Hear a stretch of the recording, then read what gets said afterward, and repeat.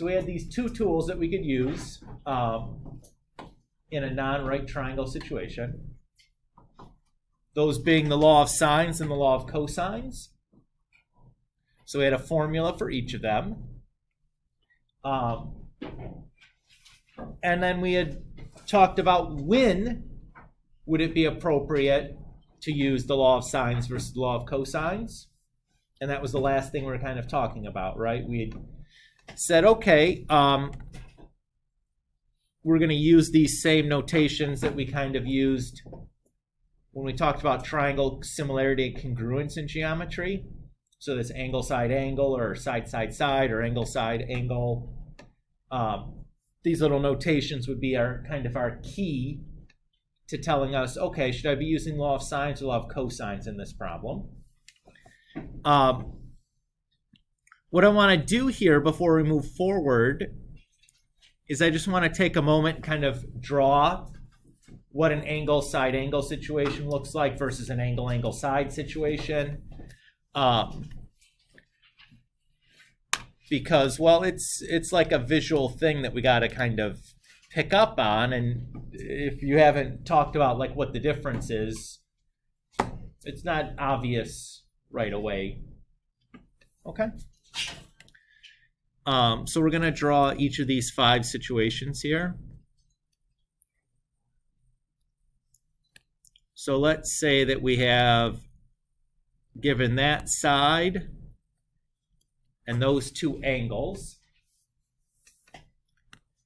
Now the question is, we have 2 angles and a side that we're given. Is this angle side angle or angle angle side?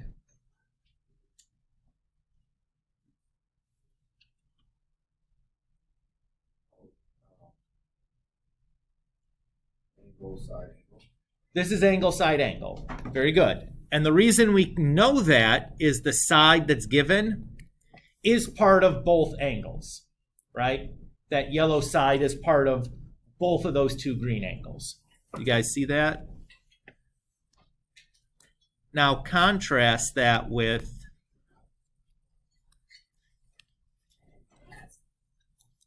a situation like this. This one is angle angle side. Notice here the side that's given is not a part of both angles, it's a part of only one of the angles. And this is one of these things where, like, when you see a picture, it's like, okay, I understand the difference. If we try to explain this in words, like what a mess that's going to be, right? The picture is extremely helpful here.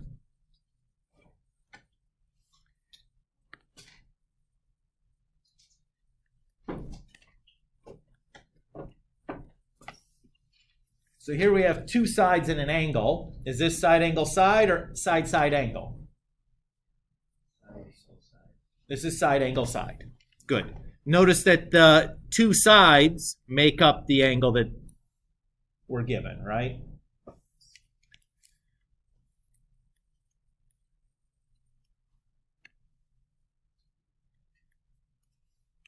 And let's say this one would be then, this is side side angle. Notice that one of the sides is not part of the angle.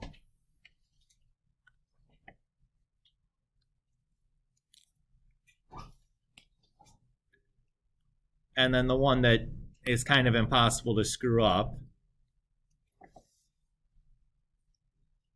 that's side side side, right? That's super easy.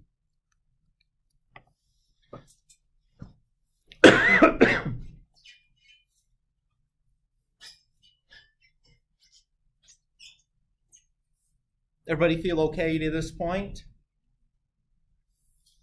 Now, of these 5 situations, angle side angle, angle angle side, side angle side, side angle, and side side side, which one of them is kind of doesn't belong?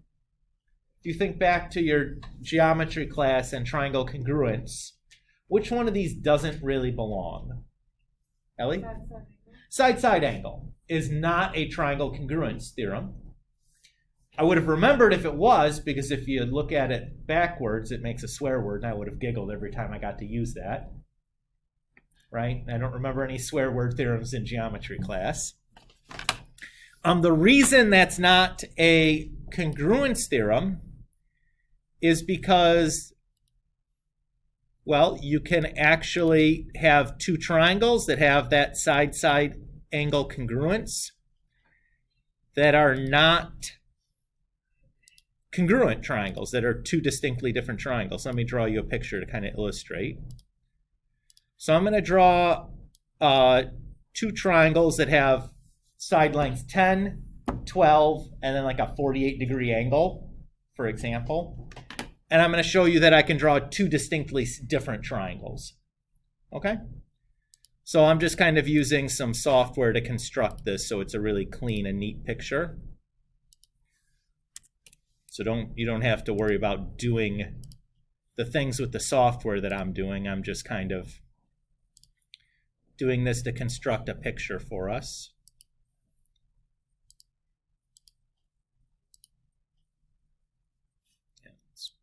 That's what's a little easier to see. Okay. And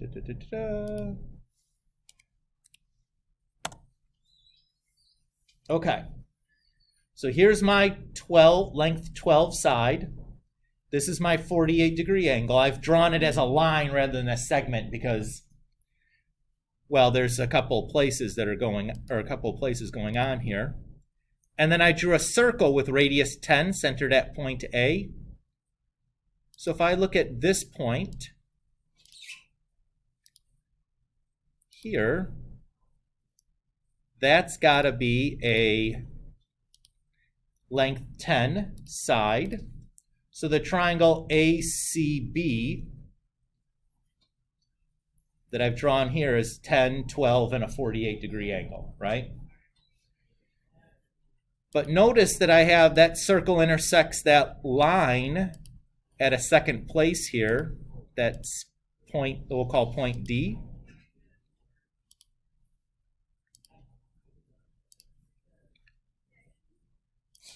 So the triangle DAB also has side length 10, 12, and a 48-degree angle, right? Two distinctly different triangles that both have that two congruent sides and that congruent angle, but they're distinctly different triangles, right? This is why there is no side-side angle congruence theorem in your geometry course. Now the question should be, okay, does this always happen? Do I always get two separate triangles in this situation? No. In fact, there's times where you could get one triangle, and there's times where you can get 0 triangles possible. So in the case where you get one triangle, this is actually a situation in geometry. You did have a special case theorem for side-side angle when there is one, when it does mean congruence. So the condition that you would need to have for that was that this angle needs to be a right angle. If that's a right angle, basically these two sides, the bigger that angle B gets, the closer those two get to be the same point. So when it's actually 90 degrees, they're the same line. They just get closer and closer together until they're the same triangle. In geometry, you call that situation the Hypotenuse Leg Theorem, I believe is what your book calls that. If that rings a bell at all, maybe it does, maybe it doesn't. It was a long time ago. And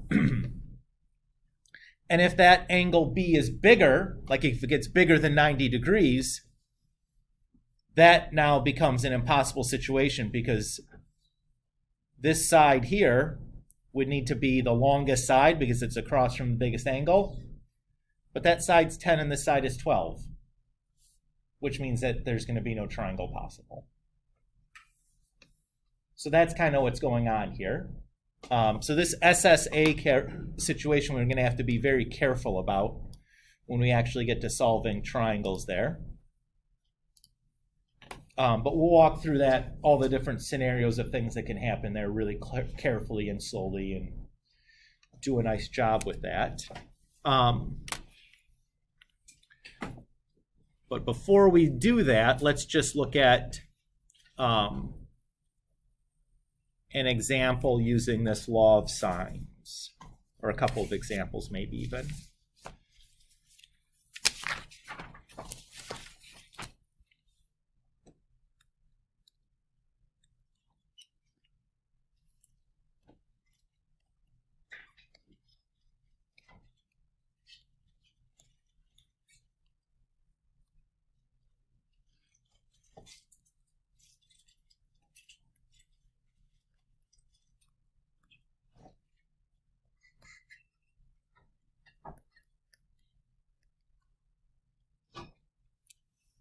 So let's say we want to solve the triangle with angle A equal to 32 degrees, angle B equal to 73 degrees, and side C equal to 13 inches. The first thing that I'd want to do in this situation would be I'm going to need to draw a picture to figure out which situation I'm in, right? So easiest thing to do is to just identify the situation visually. So I'm going to start by drawing my triangle. I'm labeling the angles A, B, C.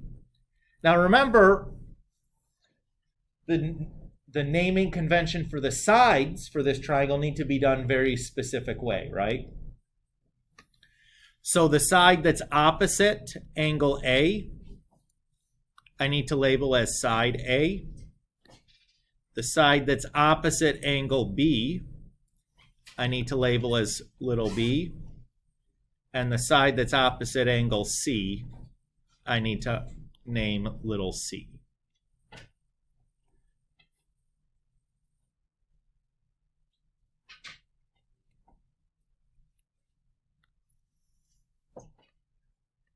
Everybody good with remember how we name those things? Really important that you name them using that convention. If you don't use that convention for naming your triangles, these formulas that we gave you for the law of sines and law of cosines do not work. So it is really important that you're naming them consistently. Okay, so we need to find angle C, side A, and side B. Before we start doing that, we need to identify the type of situation. So what situation is this? Side, angle, angle, angle, side, yada, yada, yada. Which one are we in? Angle, side. Wait, no, side. Angle, side, angle, which tells me that I should be using the law of sines. Everybody okay with that?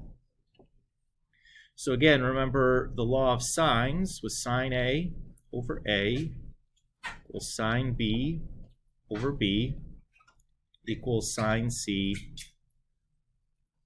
over C.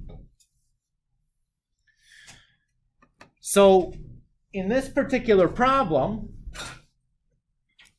I do need to start by doing something first. I can't do this in any order I want because, well, I don't have enough information if I try to do this in any order. The first thing I have to do is solve for angle C. I have two of the three angles already, so this is pretty easy. How do I do that?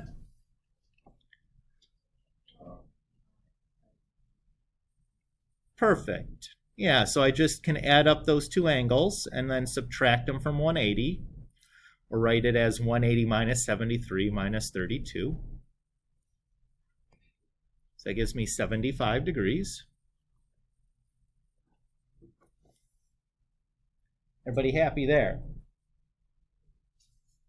Okay. So to use the law of sines, I need to have one of these ratios complete. So I need to know the angle and the side. So of A, B, and C, which is the only situation where I know both the angle and the side? C, right? Everybody can, hopefully that should be super obvious considering I'm still looking for side A and side B, right? There's not a lot of choice there. So I'm going to use sine C over C. I'm going to set that equal to, it doesn't matter at this point whether I find angle A or angle B next. For the sake of argument, I'm going to find angle or side A next. So sine 32 over A. So there's my equation that I'm going to solve. Everybody's okay with what I've set up here? All right, so I'm going to just cross multiply. So it's going to give me A times sine 75 equals 13 times sine 32.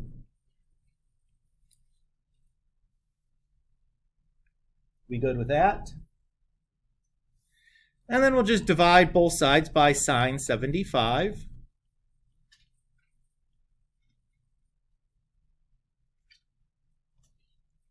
And now it's calculator time.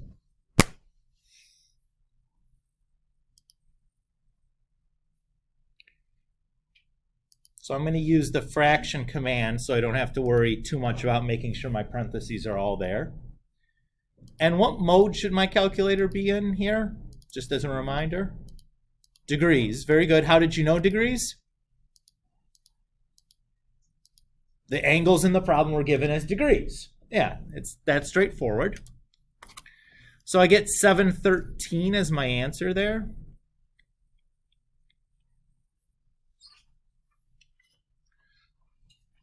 So I'm going to go up and add that into my picture and write it down on my list.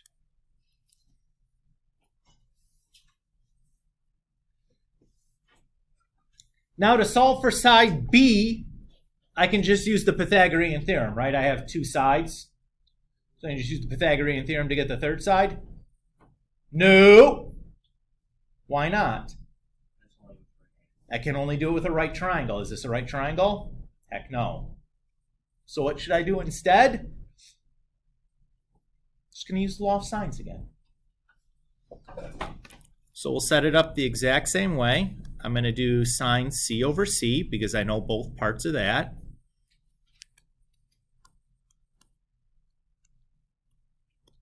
Equal to sine B over B. And then the same thing, I'm going to cross multiply. So B times sine 75 equals 13 times sine 73. Divide both sides by sine 75.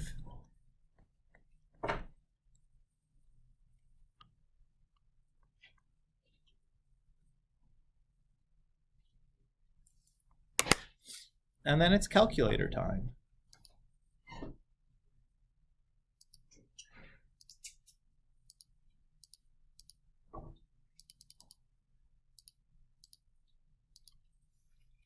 So 1287.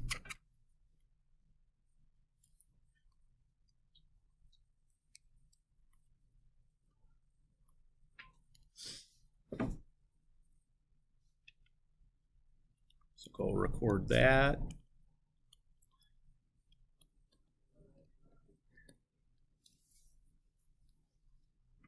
And then to do our semi-check, remember what we do is we just look to make sure that the biggest side is across from the biggest angle. That's true. The middle side across from the middle angle. That's true. Smallest side across from the smallest angle. That's true. So nothing obvious wrong with this. Everybody remember doing that yesterday also? I think we mentioned that, didn't we? Okay. But that's not so bad, right? It's not much different than, or much more difficult than the right triangle situation. It's different, but like, it's not much more work. You know what I mean? Different tools, but not a big deal. Let's do another example before we go on and talk about the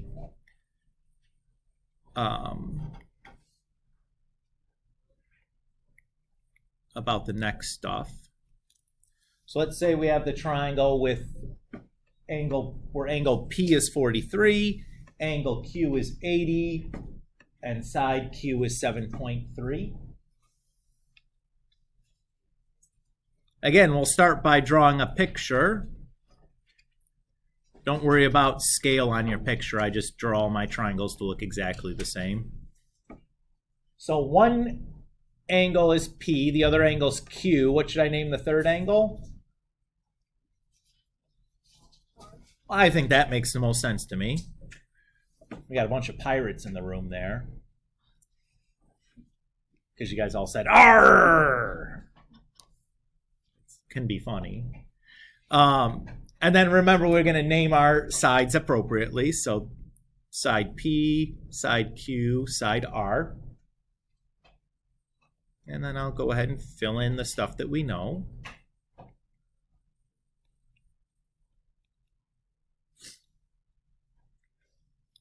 So what do we need? We need angle R, we need side P, and we need side R.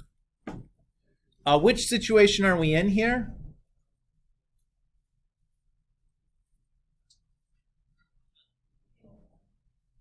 This is the angle side situation. Very good. Doesn't change much for us because it's still law of sine situation. If you screw up angle side and side angle, not terribly big problem there because you should be doing the same thing in each situation. It's the SSA and the SAS that is really important that you don't mess those two up. Okay. So what's the first thing I need to do now that I have my picture drawn and figure out what formula I'm going to be using? I got to get R first. Yep. So 180 minus 80 minus 43, that is 57.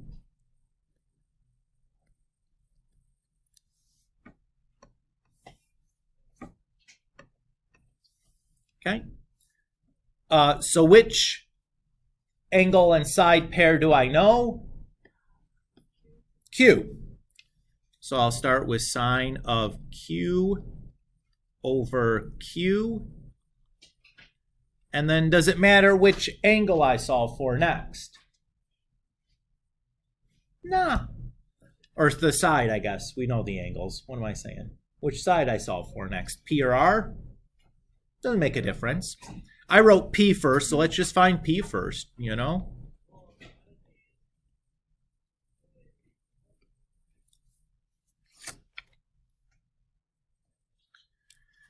So we'll do the same thing. We'll cross multiply.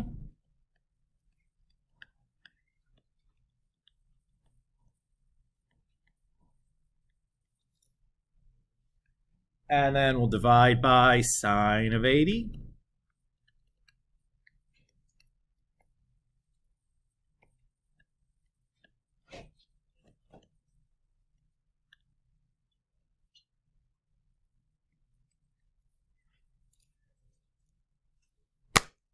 And then it's calculator time.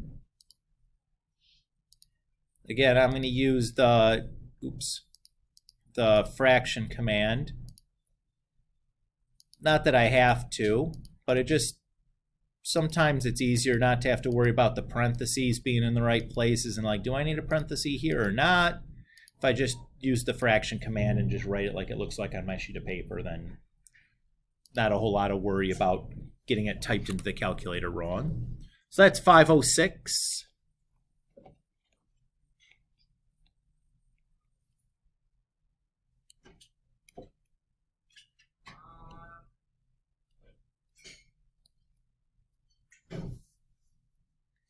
And then to solve for R, well, we'll just do it the exact same way, right? So sine of Q over Q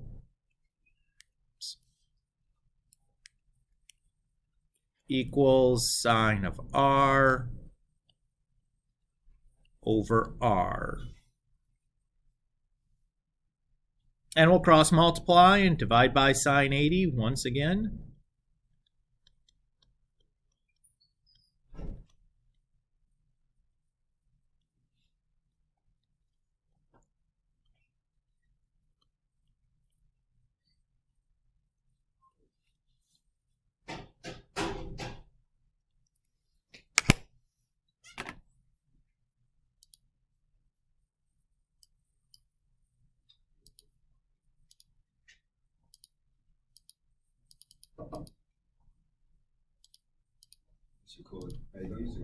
Absolutely. Yep, that gives us 622.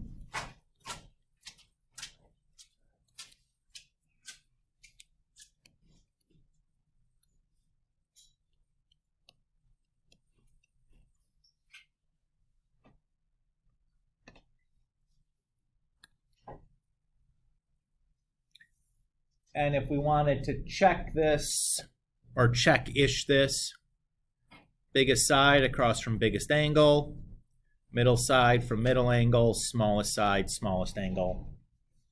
Looks pretty good. Nothing obviously wrong.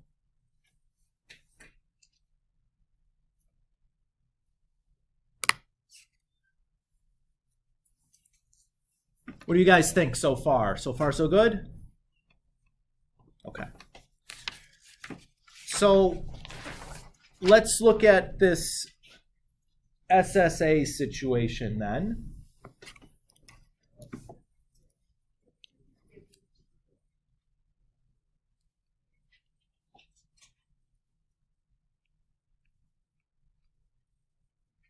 The SSA situation is sometimes called the ambiguous case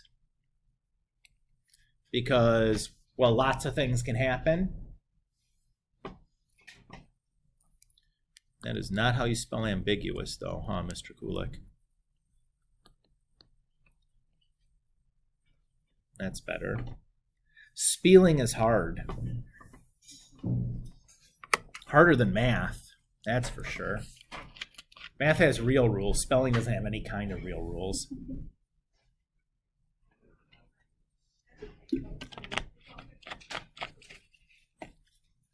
You know, you catch a weird, like, Germanic word, and it's like, oh, that's not at all how I expected that to be spelled. Or worse, some Nordic thing or something, who knows? Like, ugh. Wait, what? All right. So in the SSA situation, let's say that we're given angle A, side AB, and then side BC. That those are the three givens that we have. There's three cases that we can run into.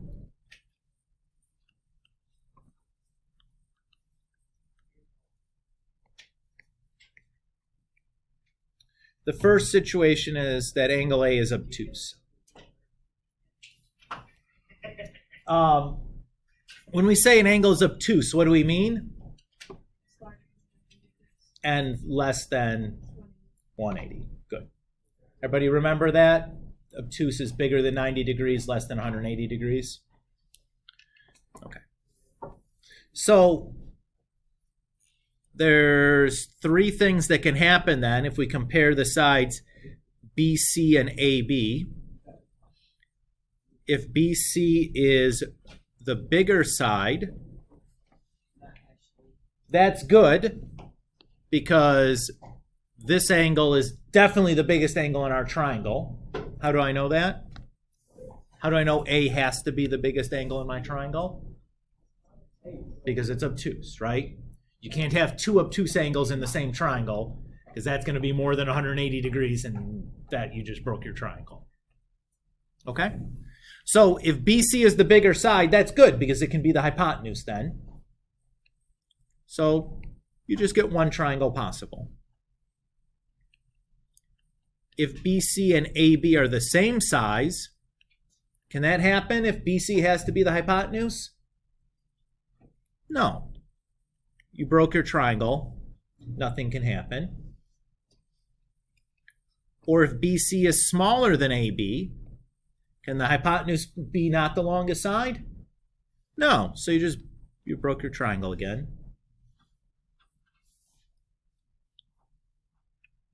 Everybody okay with that? And this is just very common sensey so far, right? It's just like, okay, if that's a obtuse angle, then BC has to be the hypotenuse. If it ain't the longest side, that's not possible, right? So that's not too bad. Case 2 is basically the exact same thing. Because if A is a 90-degree angle, BC still has to be the hypotenuse, right? Because it's still, you can't have two 90-degree angles in the same triangle because you broke a triangle doing that. Of course. So we have the exact same situation. If BC is the biggest side, that's fine. We can still make one triangle out of that. Otherwise, no triangle is possible.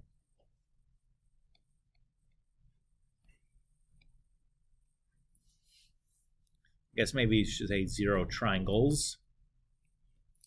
Zero triangle probably doesn't, grammatically that doesn't make sense. I'm sure that you guys got the gist of it, whether the little s was there or not, but there's nothing wrong with being technically correct. It's the best kind of correct.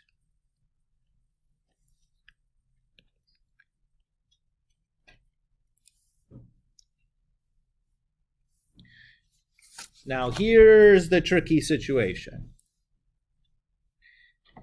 When BC is an acute, or when angle A is an acute angle.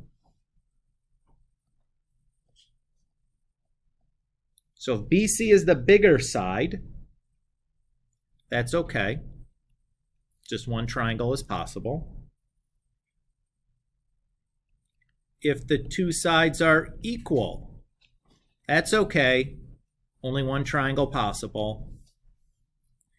If BC is the smaller side, though,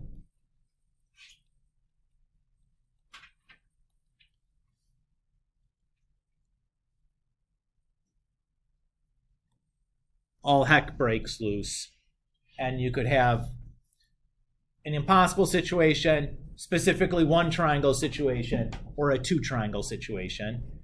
Ew, boy.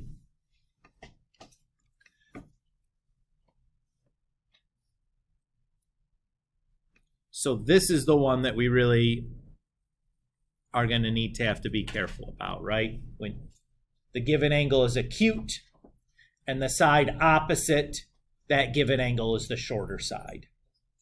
Now, how do we tell the difference between whether we should be looking for whether there's a problem we can do, a problem with one answer, a problem with two sets of answers?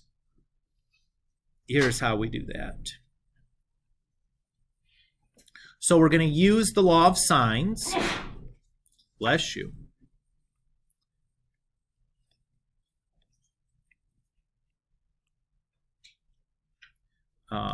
Shoot, I have to go look at my picture again. C.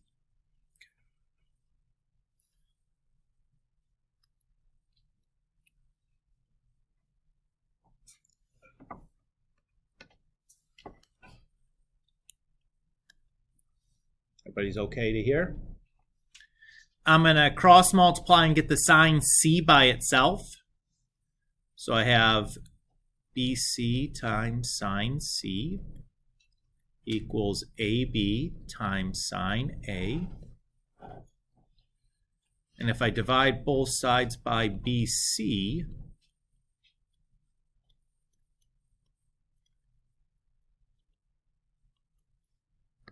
this is what I'm interested in.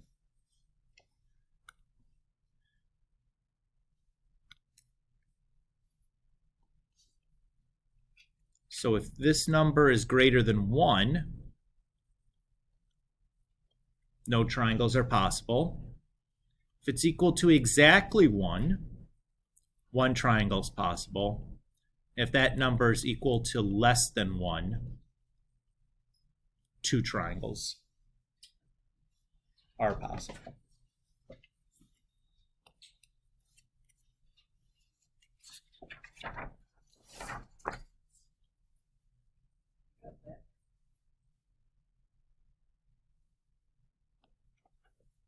Okay, so this is, I'm going to warn you right now, I think this is the single most difficult topic in this entire chapter, is dealing with this ambiguous case right now.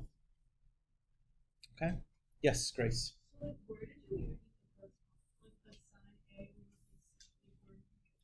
This is the law of sines. So remember the given information that I have. is this. So I took this over this equals this over this, right? So you like just move it around. I just used the law of sines on with the information that I had, is how I set that up. Does that make sense? Yeah. In general, though, we could take this and say, you know, this is the longer side times sine of given angle divided by shorter side. You could just think about it that way, and that's doing the same thing. Does that feel okay too? Yeah. Sure, no problem. I'm going to close the door. Or use an angle grinder over here.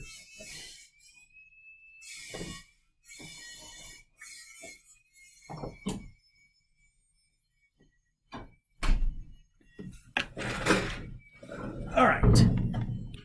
So let's look at an example then, or a couple of examples we'll do doing this, because it can be kind of tricky.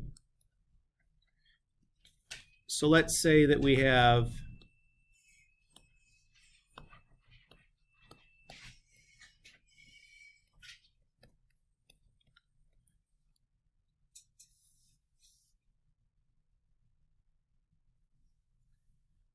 side P, or angle P is 56 degrees, side P is 16 units, and side Q is 19 units.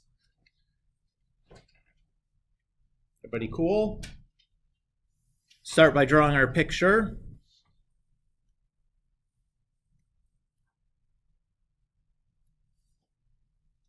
So here's my angle P. So side P has to be this side over here. I'm going to call this side side Q, which makes this angle have to be angle Q. And then just for naming purposes, I'm going to call that angle R, which means that has to be side R. Everybody's cool with how we drew this? Note that this is the SSA situation. So we need to be using the law of sines. But specifically, we have to look at this SSA situation. So I notice that my angle that I'm given, maybe we'll just write, is acute. So that's already into the tricky situation bucket, right? And I notice that the side opposite my given angle is the shorter of the two sides. So this is the situation where I can have 0, 1, or 2 triangles.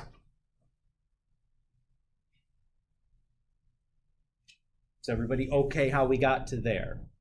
This is typically the hardest part, is to like figure out what's going on. Once you've figured out what's going on, it's not so bad. So to decide whether it's 0, 1, or 2 triangles, we're going to do, what was it again? We wrote it down. The longer side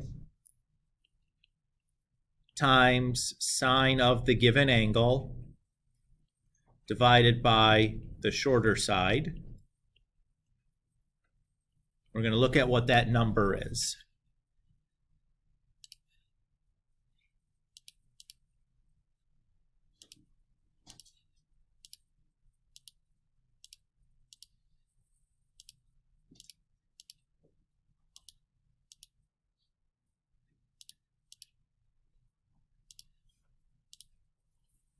I get 0.984.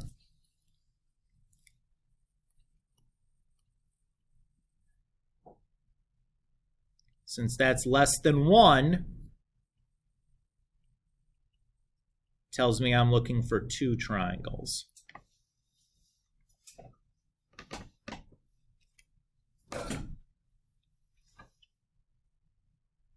So triangle 1, we know that angle P is 56 degrees, Side P is 16 degrees. Angle Q is 19. I'm sorry, side P is 16, not degrees, you doofus. Side Q is 19. And then we're going to need to find angle Q. I'm going to call it Q1. We're going to need to find angle R. We'll call it R1. And side R, which we'll call R1. And then in my second triangle, angle P is still 56 degrees. Side P is still 16 units. Side Q is still 19 units. But we're going to need to find a different angle Q. I'll call it Q2. A different angle R, which we'll call R2. And a different side R, which we'll call R2.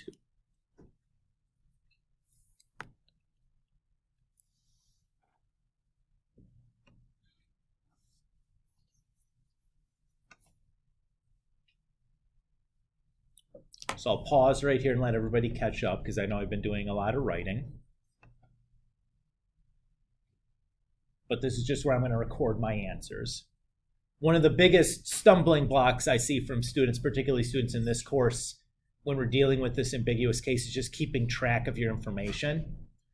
So I think it's a really good idea at the very start, if you know you're going to be dealing with two triangles, to I need a space to record the answers for everything to make sure I'm not losing track.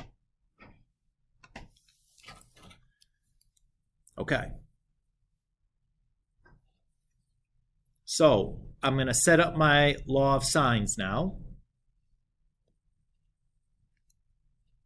I'm going to do sine of P over P equals sine of Q1 over Q.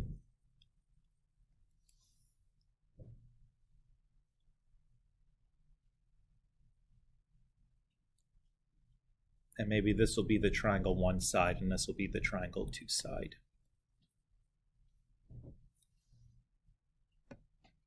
Again, just trying to keep my work organized here. Is that okay? All right. So we'll solve this. We'll cross multiply. So I have 16 times sine Q1 equals 19 times sine 56.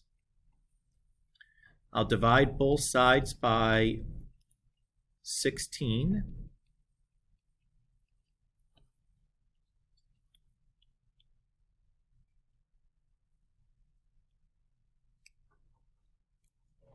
And then to get the Q1 by itself, I got to get rid of the sign in front. How did we do that? We talked about this yesterday, right? I use sine inverse. Very good. So Q1 is going to be the sine inverse of 19 times sine 56 over 16.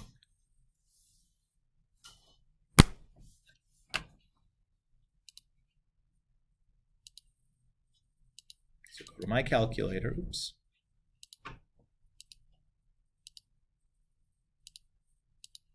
And I'm going to use the fraction command here to do this.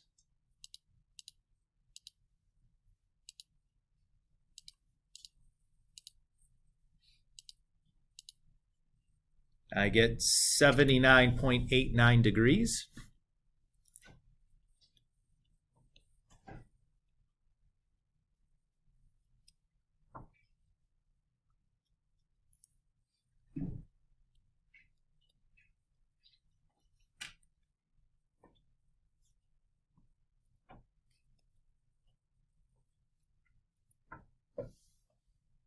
Everybody okay with that?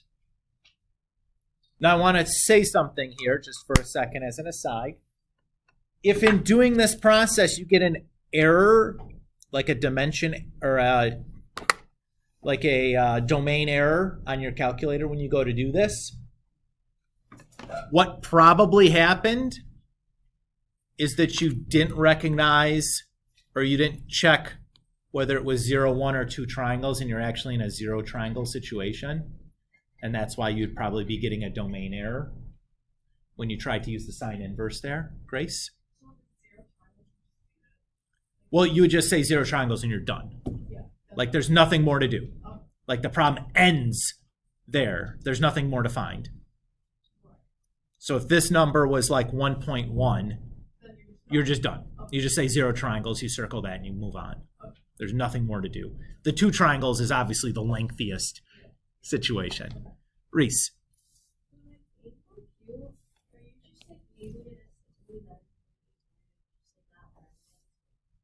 I did round to 2 decimal places. Right? Yeah. Is that okay? Yeah. Okay.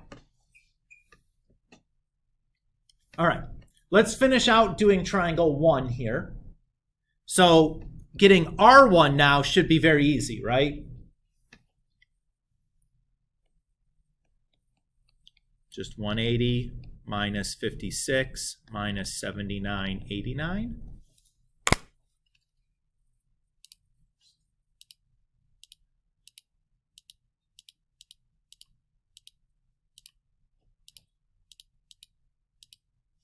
So 44.11.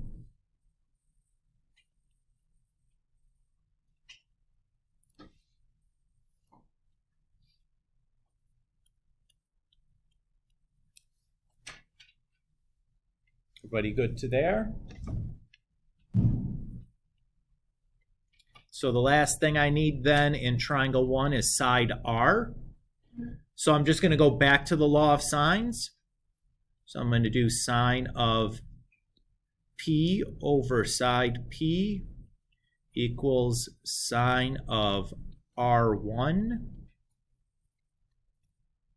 over R. And then I can just cross multiply. So R times sine 56 equals 16 times sine 44.11, and then divide by sine 56.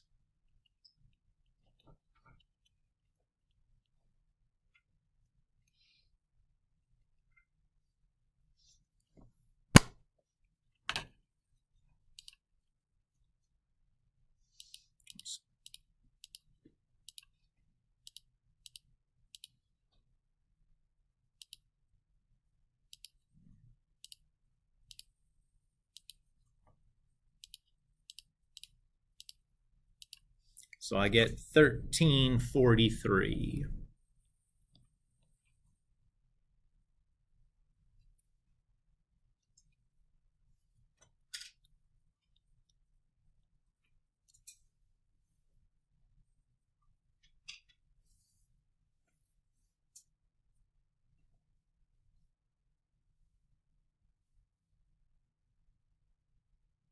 And I'll pause here and let everybody that's been following along and writing down catch up a little bit before we move on and do the second triangle.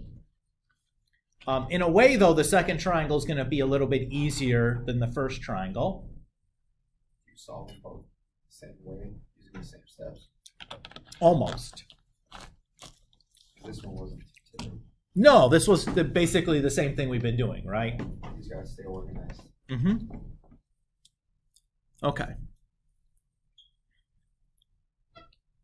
So Q2, this is the only thing that's different. Q2 is just going to be the supplement to Q1. Always. Which is nice because we already have Q1, so it's just a subtraction problem. I didn't actually have to use the law of sines here. So that's going to be... well, let's just do it on the calculator here. I don't need to do that. Get out of here. That would be 100.11.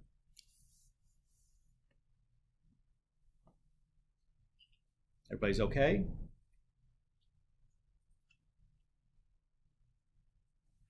Which is great because it makes R2 really easy. 180 minus 56 minus 100.11. Let's do the calculator just in case here.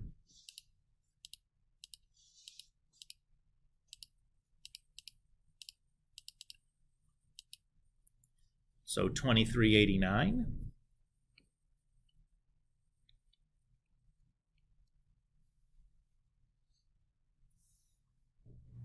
I guess let's stop and write those down back in our spots, huh?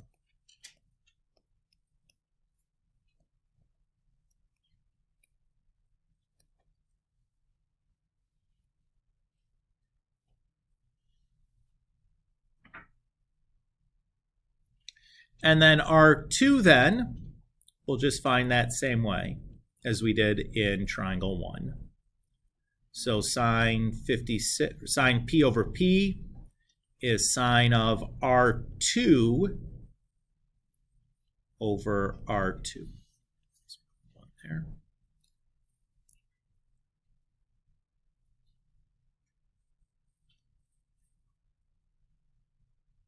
Everybody's okay with that setup? So we're just using the law of sines with our R2.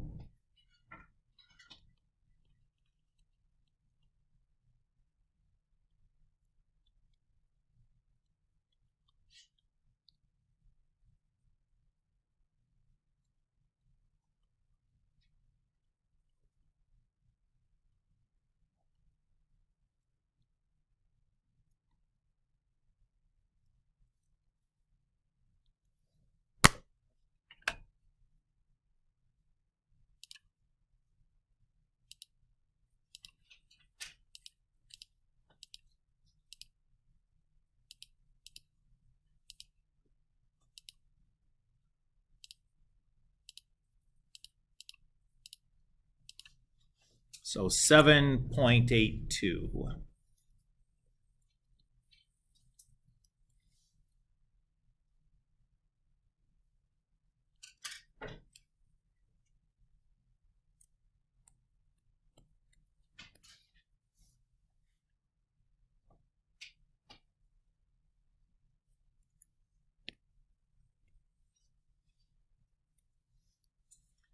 That step there, though, is the place that students will typically get hung up on, is remembering that that first angle that we solve for in triangle 2 is just going to be the supplement of the first angle from triangle 1. That's the thing that typically, when we get stuck, that's a place that we get stuck at. It's like, how do I get the second set of stuff? You need some like place to kind of get your teeth into. Once you've gotten that, then everything else follows pretty naturally from it. But getting that first piece is the place that it's like, boogers.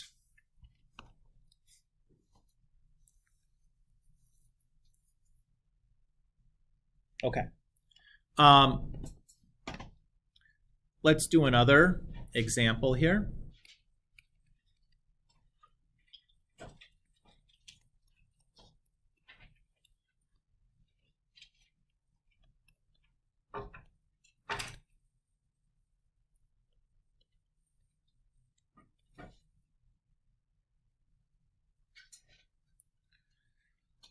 So let's start by drawing our picture.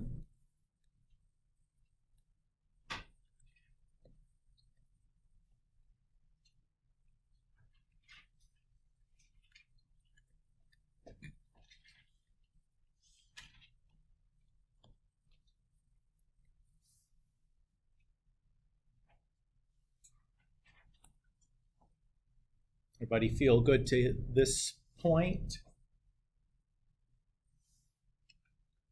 So should be easy to see that this is a side angle side situation.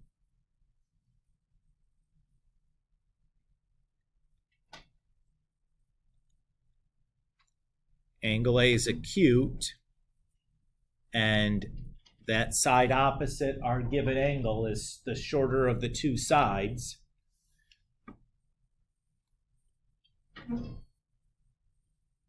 So it's in that ambiguous situation where, okay, well, we're going to have 0, 1, or 2 triangles here. So to check this, I do the longer side times sine of the given angle divided by the shorter side.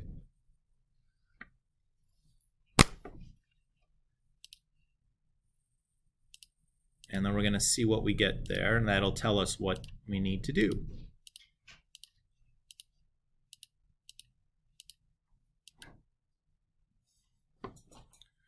Ooh, boy. I typed in 49, not 4.9. I got to update that. Okay, that's better. I get 1.88.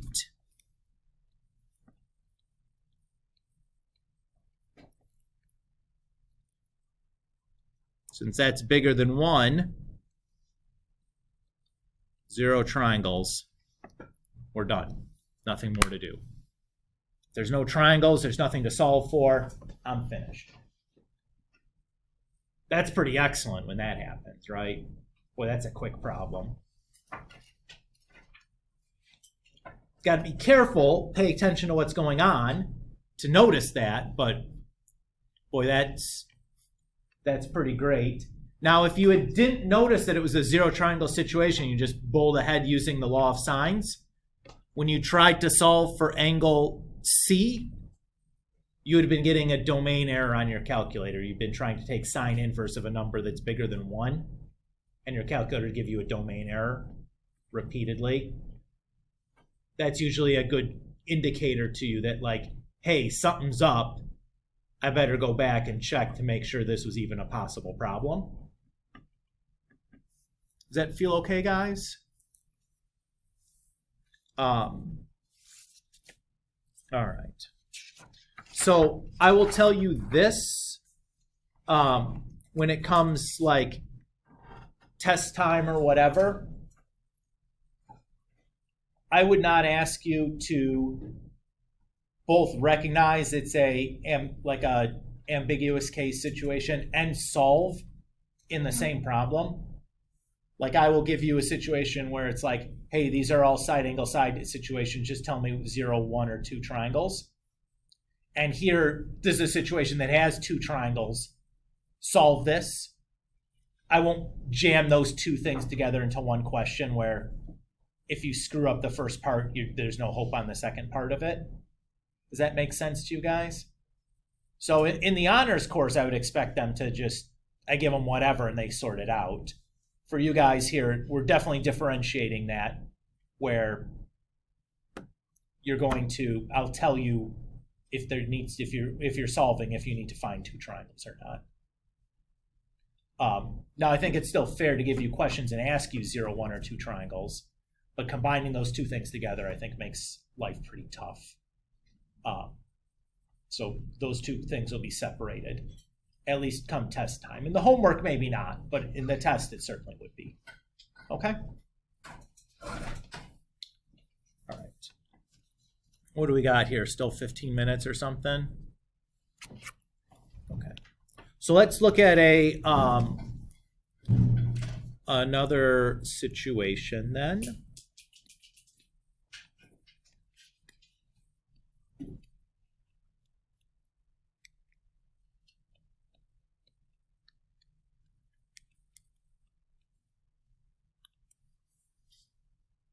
So let's say the triangle has a 34-degree angle, a 14 length side, and a 17 length side. So again, we'll start by drawing a picture.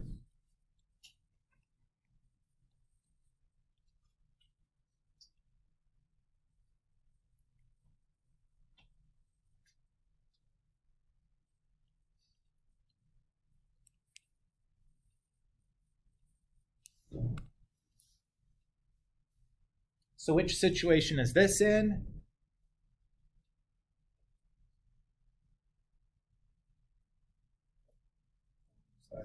Side angle side. So here we should be using the law of cosines. So if I'm given the side angle side situation for law of cosines, I'm going to start by solving the missing side.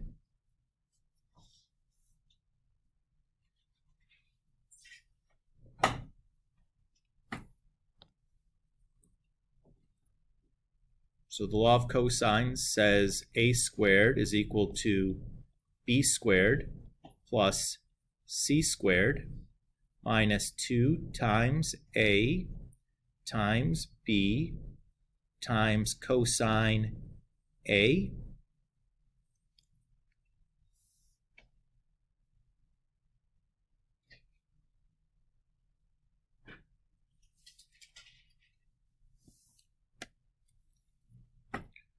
So a is just going to be the square root of all of that mumbo jumbo, right?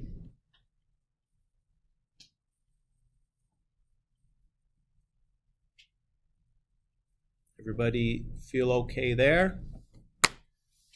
My suggestion to you is to not break this up into a bunch of different sub-steps on your calculator, but just like type it in exactly like we've written it down here.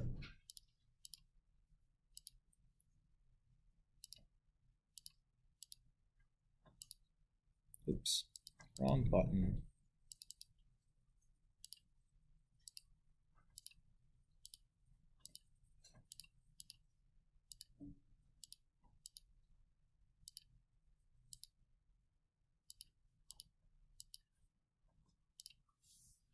So I get 9.51-ish.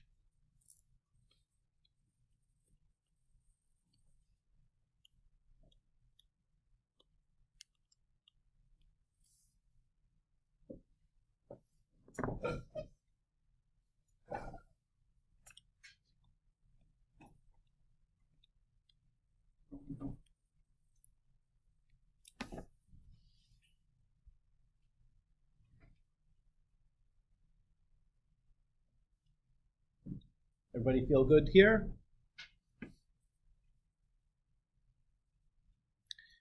So now that we've gotten that side A, I could do the law of cosines again in a side scenario, or I could use the law of sines because I know angle A and side A. I would prefer to use the law of sines here because the formula is a little bit less to deal with. But we need to be a little bit careful when using the law of sines because what we're using the law of sines in is a side angle situation. So what we don't want to do is force ourselves into that ambiguous case again. So the way to do that, to ensure that you are not running into the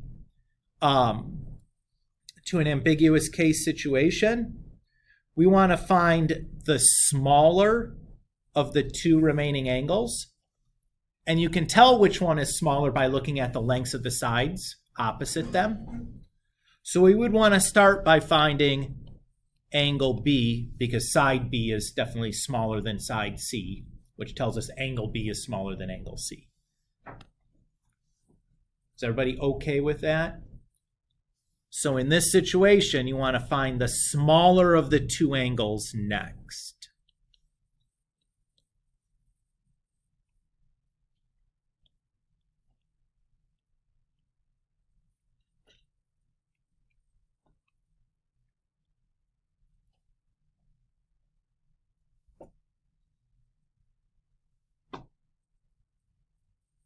So again, we cross multiply.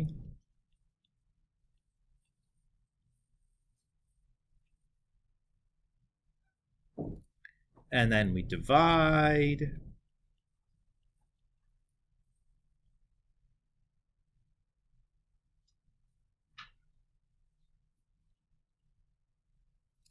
And then we take the sine inverse.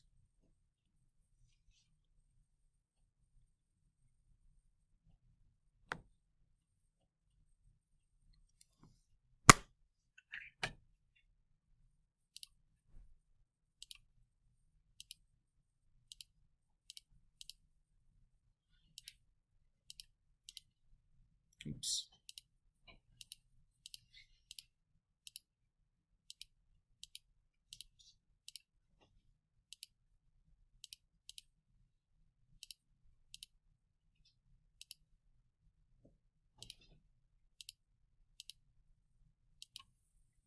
So that's 55/44.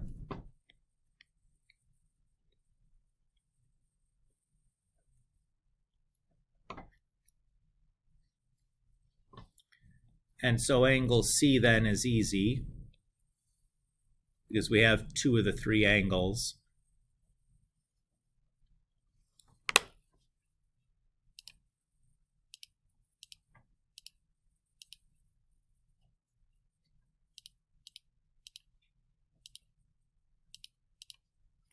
So 90.56.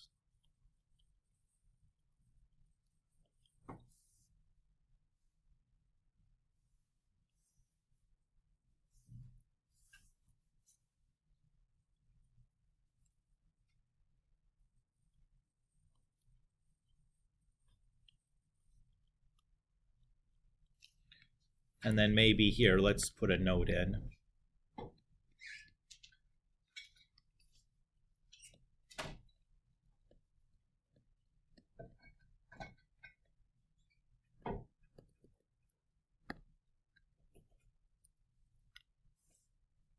Right, make sure we put that in there.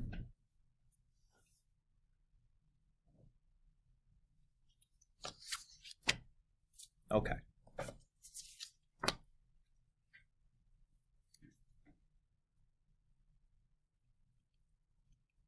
Last example today is going to be the side situation. And I'm going to go ahead and say that because, like, it's super obvious that it's the side situation.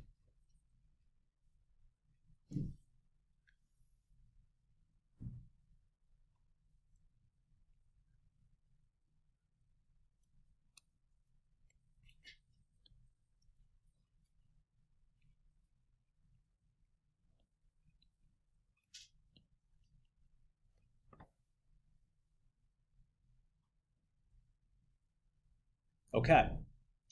So this is side. So we're going to be using law of cosines.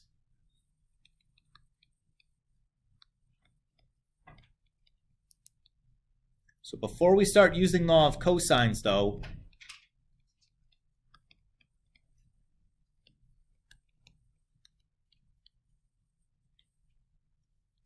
before we do that, we have to check to make sure that a triangle is possible. Because I can give you three side lengths, it doesn't necessarily mean we can make a triangle out of that. For example, if I told you the side lengths are 1, 1, and 100, you should be able to see that in your mind's eye and go like, ain't no way I can make a triangle out of three sides that are 1, 1, and 100, right? So what we need to do is we need to make sure that leg plus leg is greater than hypotenuse. That's the thing that we need to check, which in this case, definitely true, right? 8 plus 5 is greater than 10. So we're good. But that's the check that we need to make sure we do before we dive into a side. Okay? Now, certainly the side, this one is possible since 5 plus 3 or 5 plus 8 is greater than 10. So which angle should I solve for first? PQ or R? It kind of does.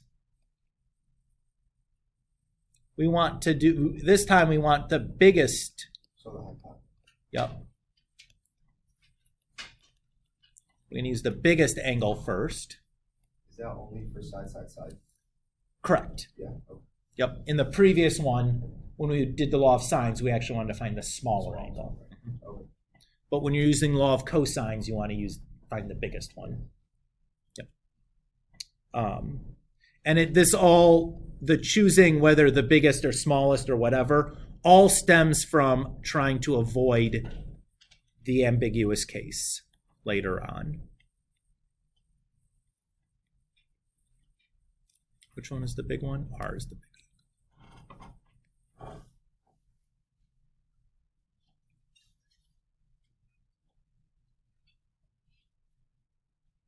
Okay. So here, the most common algebraic mistake I see students make is they combine all that stuff together. Why is that a mistake?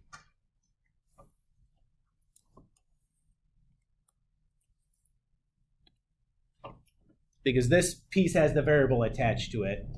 You can't combine the 2 times 8 times 5 with the other stuff. Everybody can see that?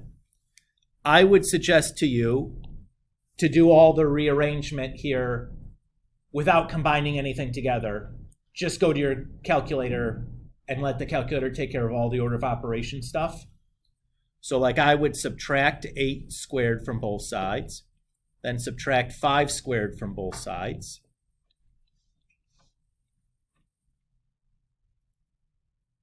And then divide both sides by the 2 or the negative 2 times 8 times 5.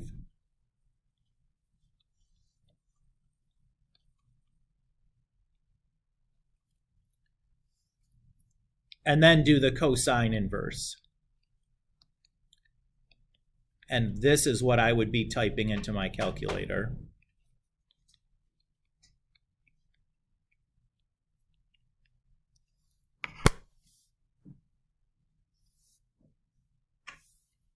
And here's a situation where I definitely want to use that fraction command on my calculator, because getting all the parentheses right for that guy is going to be a pain in the tuchus.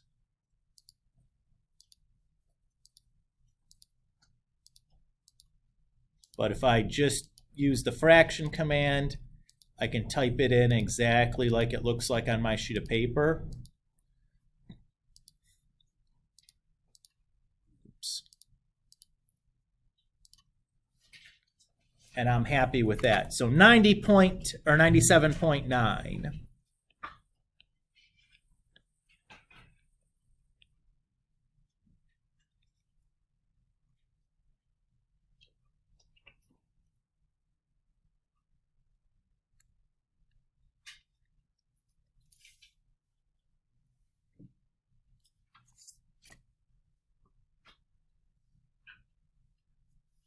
Okay. Everybody feels okay still? Now we're going to use the law of sines to find one of the remaining angles.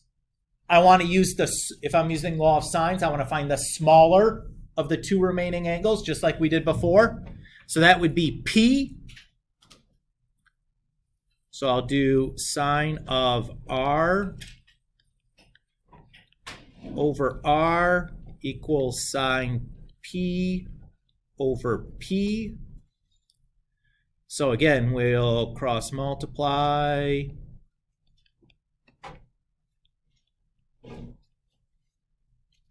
Divide.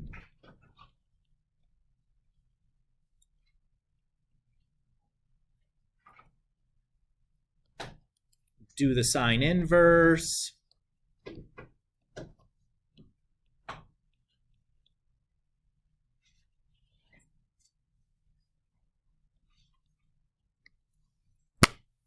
Go to our calculator.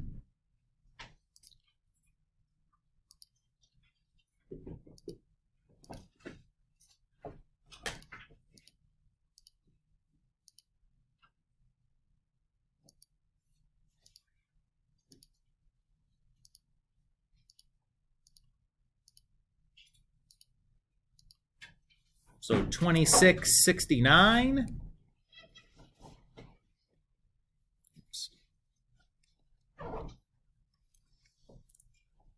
And then angle Q then will just be 180 minus angle R minus angle P.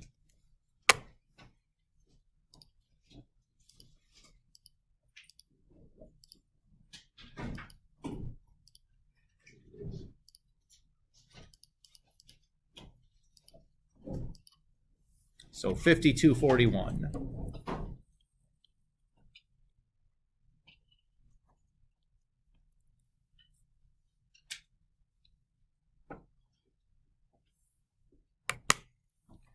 Okay with that here, folks?